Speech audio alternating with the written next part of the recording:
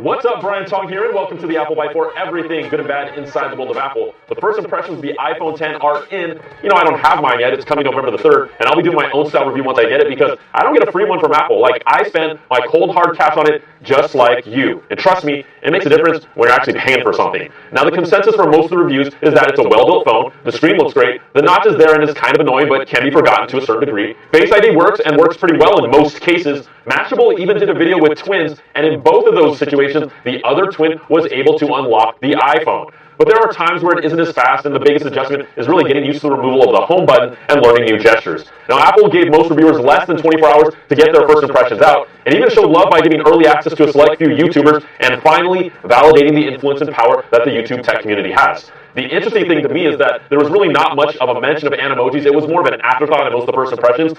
One of the most distinguishing features of the 10 that's really a gag.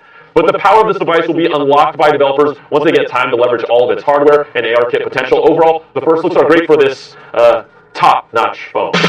Now, I'll post my review next week after spending some real quality time with it, but I'd love to hear what you think in the comments since some of us will be getting it at the same time. So then, what's next for many of you? Obsessing about when your iPhone 10 will actually arrive? Well, check this out. You can actually track it in the air going to this link from FlightAware. Now, once you receive your UPS tracking number from Apple, the departure scan should match a time for a flight listed here. Click on the flight, and you'll be able to see exactly where in the air your precious iPhone 10 is. Pretty cool and pretty obsessive.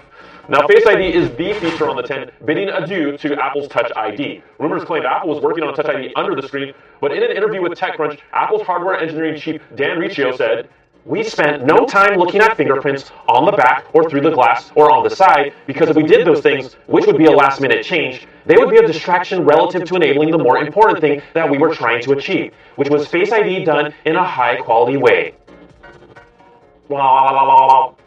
So, you're saying you spent no time at all. I present to you the Apple Bite Court Exhibit A, Apple's U.S. patent number 9570002. Filed on November the 12th, 2013, and made public on February the 14th, 2017, for an interactive display panel with IR diodes that depicts using a fingerprint scan through a screen without a physical sensor. Just saying.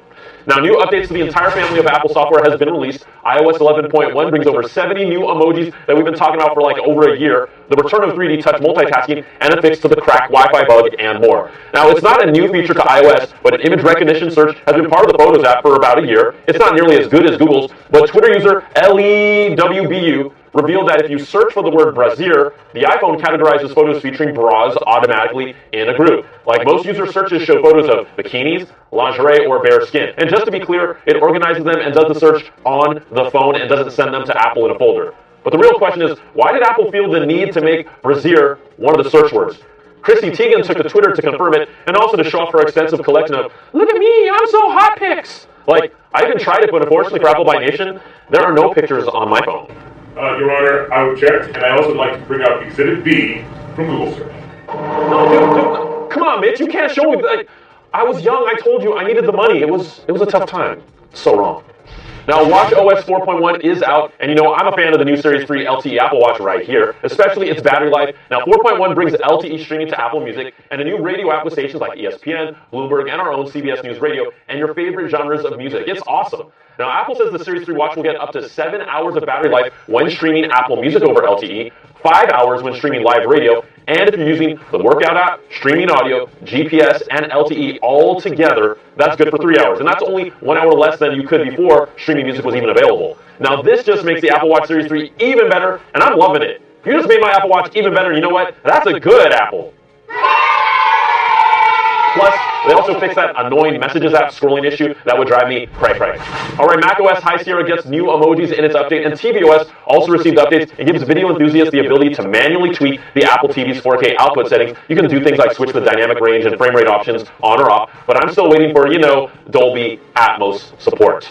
Also, Apple's acknowledged an issue where edge stripes are appearing on some Series 3 watches and appears to be a manufacturing defect that will be taken care of for free under the standard 1-year warranty. Apple's internal memo obtained by MacRumors says GPS models are being affected by this and not cellular models. The edge stripes may appear due to moisture collecting under the display. And Apple has never released a price point for its MaxiPad-looking AirPower wireless mat, but a Polish retailer published an online listing for AirPower that comes in around $199 US.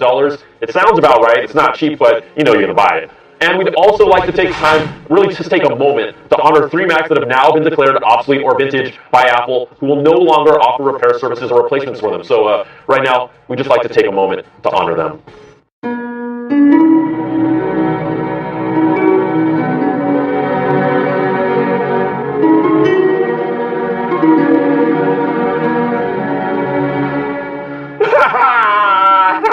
Mac Mini, you're so good to me. All right, let's announce our contest winners from last week for the Mophie goodies. I asked you, what did I do after the Eddie Q quote? And the correct answer by over 1,500 of you was that I wiggled it back and forth. You know, that tongue thing. So, yeah, I did. So the winners for the 2 Juice Pack air cases are on Twitter, Aliana Sabrina, and Aaron Deal on email, who said, you put that tongue all over the place. Now, the gift responses you all sent me, yeah, they were funny. But the winner of the Mophie Double XL USB-C Power Station goes to this guy, Randy Vasquez. It's better if I just showed you. You went, I did it better. I did it better. You know it. Ugh, gross. That was disgusting. And it totally worked. So, congrats, y'all. I'll be in touch. All right, that's going to do it for this week's show. You can email us at theapplebite@cnet.com or tweet me at Brian Tong. Thanks so much for watching. We'll catch y'all next time for another Bite of the Apple.